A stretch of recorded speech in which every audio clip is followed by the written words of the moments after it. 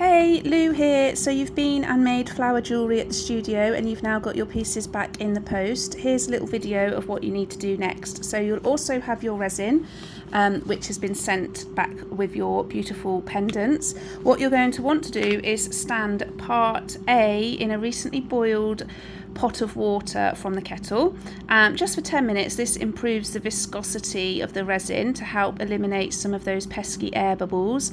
Now if it's super hot sunny months and you're doing this in the summer, you might not need to do this, so just double check how warm your resin has been.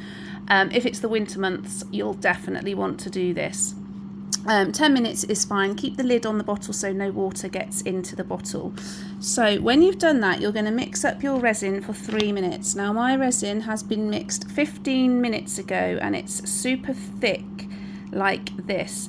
It might be 20 minutes in the winter months. It might only be 10 minutes in the summer months. This has taken me 15 minutes to get this viscosity. It's super hot in the studio here. It's about 25 degrees in the middle of July. So got this nice viscous resin. This is what we're looking for when we're doing a doming layer on our pendants. With my gloves on is take my resin on the stick. I'm going to scrape the underside so that I can carry it and transport it without dripping it everywhere. And I am going to slowly drop that resin on the surface of my pendants. Now it is more resin than the depth of the bezel itself, but that's okay because we've got thick gloopy resin. It's going to hold nicely. What we do need to make sure, which this pendant isn't doing, is that the bail where the necklace goes is hanging off the edge, because that's going to ensure our resin is nice and level. And then I'm just going to drop that all the way over the surface. Now you might want to switch and get a cocktail stick just to get it to the edges, because the resin is so thick, which is perfect for that great achievable dome with this resin. You just need to give it a bit of encouragement and to the edge. And you might need to do that more so with a square edge.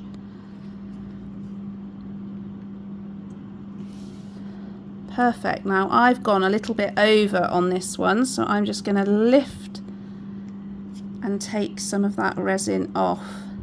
And then very carefully, I've popped a barrier cream on this hand, but otherwise you need to wear both gloves for today. Because I'm filming this on my camera phone, I need one hand without a glove, but you should always wear gloves because resin is so sticky, not because it's toxic, but the last thing you want to do is get it on your hands. And you're going to get it all the way to the edge.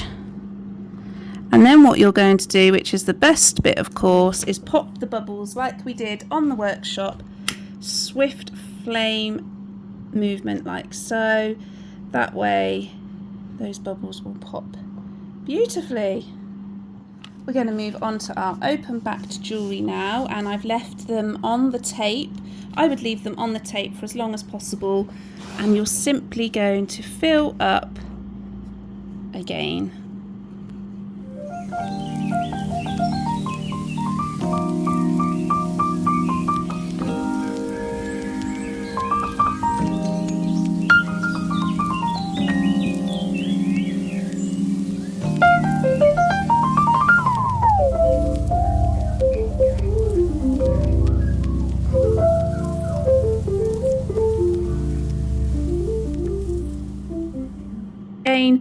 Little pop with the bubbles, keep that lighter moving, and if you need to use your cocktail stick, you can do so by just encouraging the resin to the edges. And you can choose whether you put the resin on the metal bezel as well or just on the resin previous layer. That's up to you. I always take my resin over and on to the surface of the metal work as well, so you can see I'm just doing that now, painting over on the metal. But that's just preference, it's not essential to do that. Super thick and absolutely perfect. So we'll come back in about 4 to 5 hours and I'll show you how to clean them up. Welcome back, guys. So a few hours have passed and it's now time to check our pieces and to make sure that everything looks perfect on them. And I have to say, we've got that gorgeous dome because we left the resin to thicken, and they look beautiful. And we actually haven't got any overspills, which is a first for me. So those ones have come out perfectly. The bail is plenty big enough to put the necklace through, so we've got no problems there. But we'll move over to our open back jewellery where we might have a little bit of work, if I remember correctly. Here we go then. So we've got some spillages that we need to sort out. So what we'll do is we'll take them off the tape by removing them from the surface. And you'll need to give them a really good pull. We'll just do the one in the middle for now because that looks like it needs the most work. So we're going to give it a good pull off the tape and it'll be super stuck, so you'll need some force. Okay, so we've got loads of overspill to remove, so all we're going to do is very carefully, now you might want to put an oven glove on or an oven mitt or hold it with some tweezers because I'm going to use a flame just to warm up this little bit. I've done it lots of times, so I think I would be okay without, but you might want to put something on to protect your fingers. What we don't want to do is warm the surface of the resin and then stick our fingerprints all over the surface. So always ensure that you're holding the metalwork rather than the resin. And all we're going to do is just warm up the resin. Now you might prefer to use a heat gun. I'm going in with a flame. And I'm going to take the flame on and off, on and off. We don't want to burn the resin because we don't want to be breathing in any vapour. So we're just simply warming it up. A few times should do the trick. And then we're able to use some pliers. I'm using flat-nosed pliers, being careful not to touch the body of my pendant. There we go. There we go.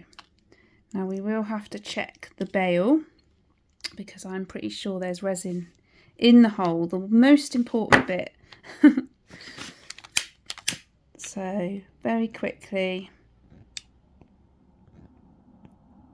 The reason I don't use a heat gun is because I find the whole piece gets warmed up and I just stick my fingers on it all the time and leave fingerprints. And because I've done it a few times, I find it easy this way.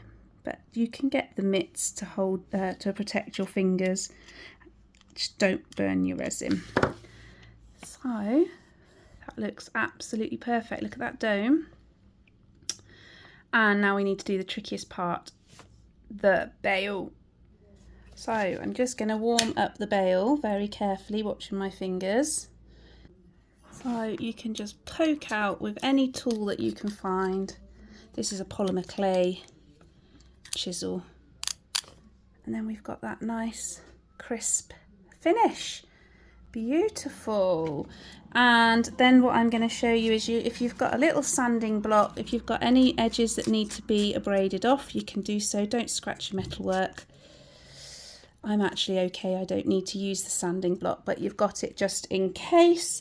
And then all I'm going to do is pop on my jump ring. So you might find if you have 2 pairs of pliers, that's a good shout, but if you haven't, 1 should suffice. So what you want to do is use your larger jump rings.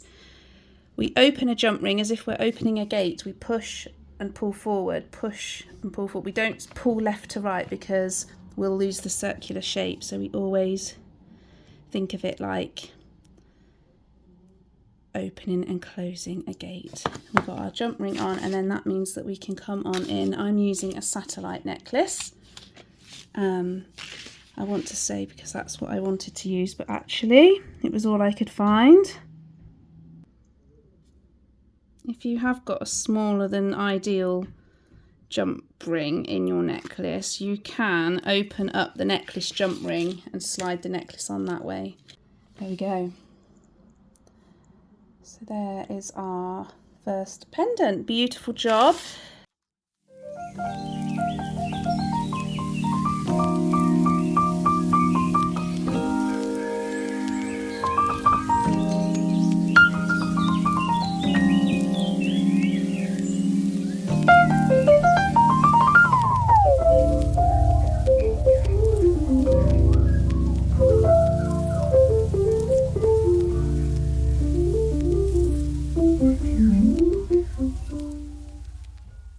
if you have made any earrings on the workshop, you're going to take out your piece that you want to finish off, and you're going to attach your jump rings and your earring wire like this. So I'm going to go for a particularly large jump ring and a small jump ring because I filled my mould super full, which means the creation is a lot thicker than I first planned it to be. So I'm going to open the big jump ring, which is nice and easy. It's the smaller ones that are a fiddly faff. Then I'm going to thread my smaller jump ring on, and I'm going to make sure my jump ring is open far enough that I can get it through. Then if you need to, you can use a second pair of pliers to close the gate of your jump ring. And then this is the fiddly tiny jump rings are so fiddly, but honestly they look lovely if you manage to get it right. So that's the front, so I want the wire facing backwards.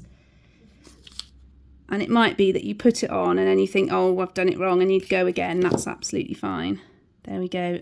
So double jump rings for a pair of earrings just means that it's going to hang the right way when you're wearing them in your ears.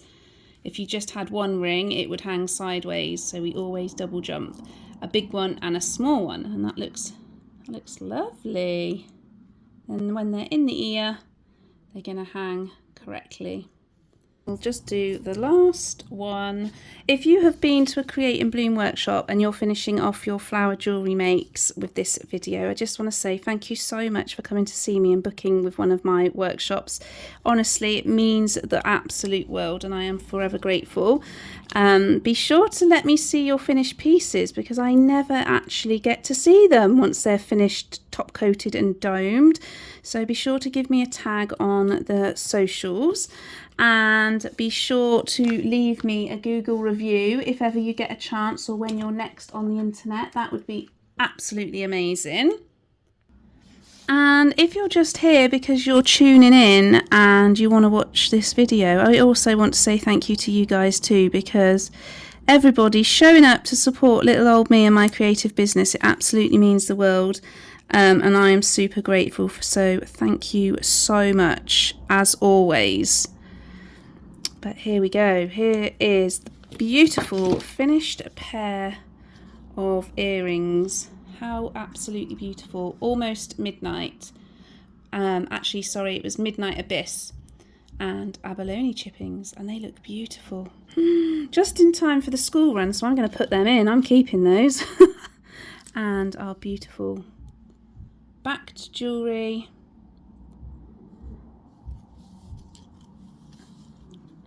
And open backed, a beautiful daisy on a goldfinch base. Absolutely stunning. If you've been on a workshop to the studio or on Zoom with me, you're entitled to a unique discount code for future resin purchases.